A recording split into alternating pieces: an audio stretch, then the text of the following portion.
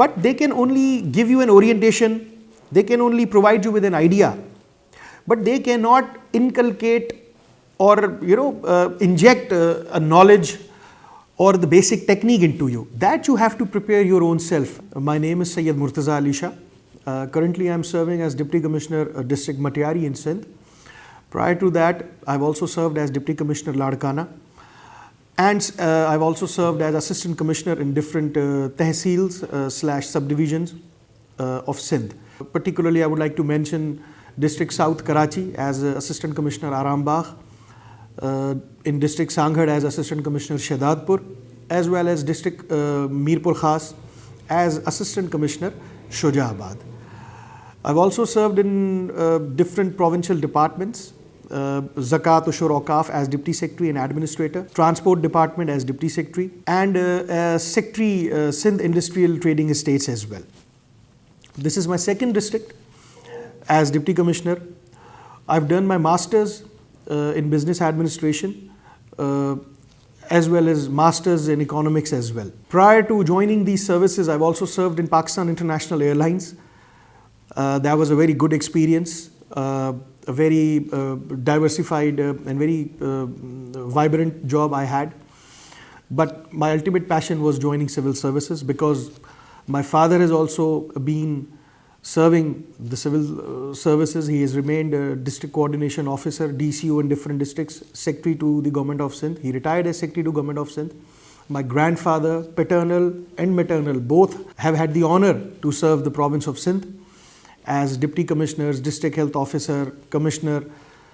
So I would just like to tell my friends and folks that I had this passion when I saw my elders into these services to serve the common men. My schooling is from Karachi. I did my college from Karachi as well. And after that, I had completed my MBA. I joined PIA, and from there, I appeared in the Provincial Civil Services Examination, that is the PCS, or usually we call it the Combined Competitive Examinations.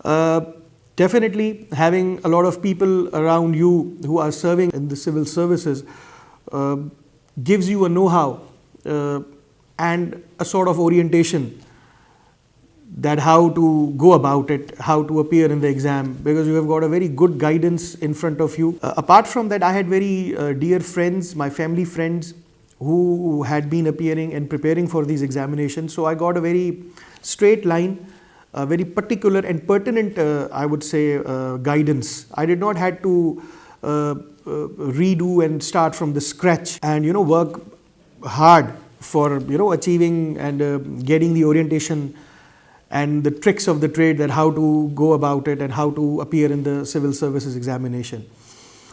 I still remember a dear friend whose elder brother recently cleared his CSS examinations.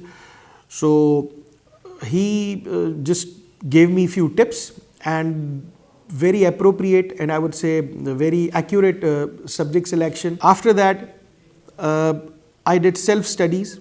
I did not go to any libraries or a group study, as most of my friends I've seen doing group studies and going to the libraries and spending a lot of hours and all. I had my own aptitude. It all depends upon your personal aptitude, your attitude and approach. So my kind of preparation, the way I did my preparation, I would not say that this is the thumb rule for everyone. Everybody has got their own choices, their own approaches towards these preparations for particularly I would say the civil services, the competitive examinations, the CSS, the PCS. And I would also like to tell my youngsters, appearing for CSS or PCS is not the end of the world. There are 1,000 of different walks of lives where you could go and you can achieve your dreams and goals, I would say. As far as this particular service where we are right now, I would only like to suggest my friends that it is always good to dream big, but at the same time you must have a backup plan, plan B, plan C. No matter if you are not making it through, but there are a lot of other walks of life, fields where you can go and prove your mettle, I would say. So having said that, I had to face so many difficulties in my own capacity. I had my own sort of problems.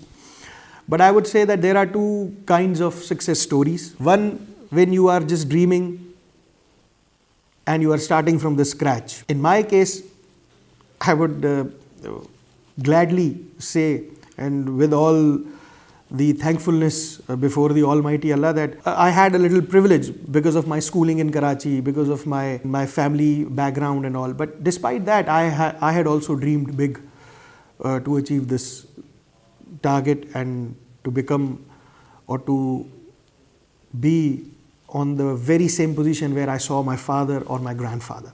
And Alhamdulillah, God has been kind. Just work hard, there are no shortcuts. But simultaneously, these civil services or the government job, I would say in particular, is not the end of the world. If somebody is trying for it, if somebody wants to get into it, your only purpose should be to serve the common men, to serve the people around you, the citizens, and all sorts of citizens, I would say, because the office you hold are usually public offices.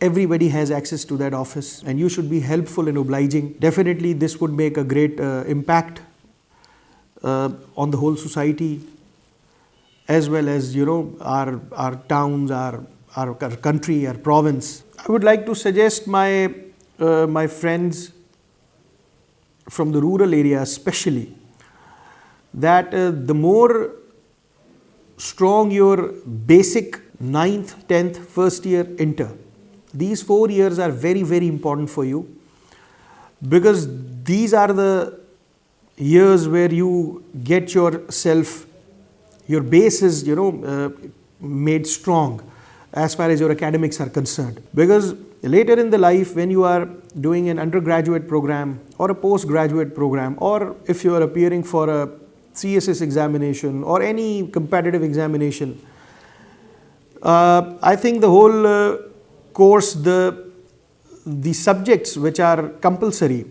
revolve around those 4 to 5 years of education. So I would like to suggest you to make your base very strong as far as your matriculation or O levels or A levels or your intermediate is concerned. These are the 4 years where you should work hard, so that you could be able to learn and absorb the ideas and the later stages or the advanced stages of your courses or subjects, I would say. And as far as the academies are concerned, the academies are playing a very pivotal role, I would say.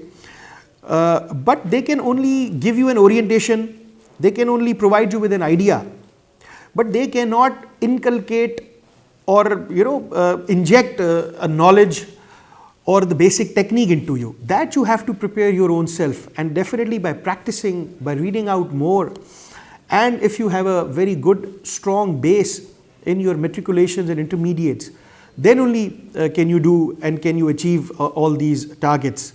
Because usually what we see in competitive examinations is we get the courses which we opt are of graduation level, undergrad level and postgrad level. So in order to have I would say a good control and grasp on the subject, you need to have your metric and intermediate, you have to take that very seriously. So this would help you achieve your targets, your examination, you will pass with the flying colors, inshallah ta'ala. You need to work hard on your English skills, speaking skills, writing skills. By reading out more and more, you would be able to pass those subjects and improve your skills of writing. You see, writing skills and speaking skills are two totally different things. One of my teacher, he once told me that English is a separate language, whereas Sindhi, Urdu are separate languages. So I myself used to make some mistake that I used to translate my own Sindhi and Urdu into the English, which was a very wrong, I would say, idea and a wrong technique. What he told me, every language has their own expressions, and English is to be taken into its particular, its own, I would say, expression, You have to express yourself in the way that language is expressing it itself. Like we cannot say, translate direct whatever Sindhi or Urdu we are saying and just select the appropriate words and put it, and you think that you have written something very nice in English. No, I wouldn't say that. I wouldn't recommend that, because once my teacher also corrected me into this. So we have to see the English or take English or understand English into its own originality, the way it expresses itself. So no matter you are very good in speaking, but you may not be good in writing. But I have seen brilliant students who are not good at speaking English, but when you see their handwriting, their writing skills, they are tremendous. I've seen so many of the students of that. Time management, you see, management is all about managing or dealing things with your available limited resources. This is a basic tool of management. So as you know that practice makes the man perfect, you just need to get your ideas and you have to produce it on the paper in a given timeline. So try to be precise, appropriate and pertinent. Then only you can manage your time, because CSS is all about handling pressures as well. You see, that's the basic thumb rule, I would say. When you get into the services, it's all about different pressures and handling those pressures. So the very first day when you appear for an examination, you already start your pressure handling skills, I would say. So the more you would practice, the more you would be able to manage the time and cater to all the subjects and whatever you want to produce on the paper. When a person qualifies his or her written examination, definitely he has a great knowledge for those particular subjects. Now I think the interview, when it comes to the interview, it's all about your appearance, your confidence and the way you handle the questions and the way you respond to those questions, I would say. So just having the knowledge, I would say it's not enough. You need to be more presentable. Your body language should be very, very confident. When the interviews are conducted, the very first impression they get is from your clothing, your style, the way you are carrying yourself, the way you are sitting, the way you are handling the interview, the way you are responding, your eye contact, your confidence. So these things matter a lot. So you need to work on those skills as well. And the more you read, the more you travel, the more you meet people, you will have more exposure. For interviews, I would say that you need to, go around, watch people, watch good movies, learn some basic ethics, the manners, the etiquettes. These things would, I would say that they would help you a lot while appearing for the interview. Even the combination, the suit you are wearing, the tie, your shirt, your pants, your shoes, all these things matter a lot. How you are dressed up, how neat and clean you look, you appear. So all these things matter a lot during the interview. It's not about only the subjective knowledge. It's all about, it's more about these, things which I have been telling you right now. That there are 4 or 5 basic things you need to adopt.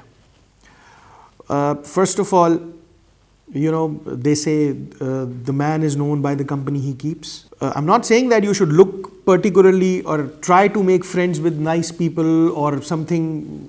You look, fakeness is not allowed, I would say. Just be yourself, be confident, be positive, I would say. Your reading skills should be,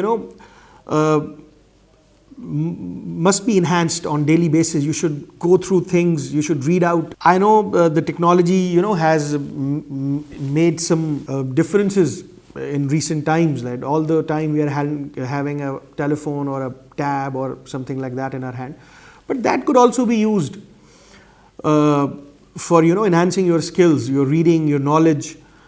Apart from that, positive attitude, hard work, and the basic thing is to achieve anything, you would have to come out from your comfort zone, I would say. Everybody has his or her, we make a comfort zone and can't even think of moving out of that. This is the basic tip, I would say, that you would have to come out of your comfort zone to achieve anything with a positive attitude, positive mind. You should be target oriented. You should be an achiever. And apart from that, your reading skills, your knowledge, there are a lot of things around you happening, and try and learn something from those things. And the more you would be close to nature, the more it would help you to get, all the whatever you want to achieve in your life. So these are my basic advices or tips, I would say, that positive attitude, coming out of your comfort zone, hard work, a good company around you, and constant learning from small things happening around you, and keeping yourself close to nature would definitely help you in enhancing your personality as well as achieving your targets. Thank you.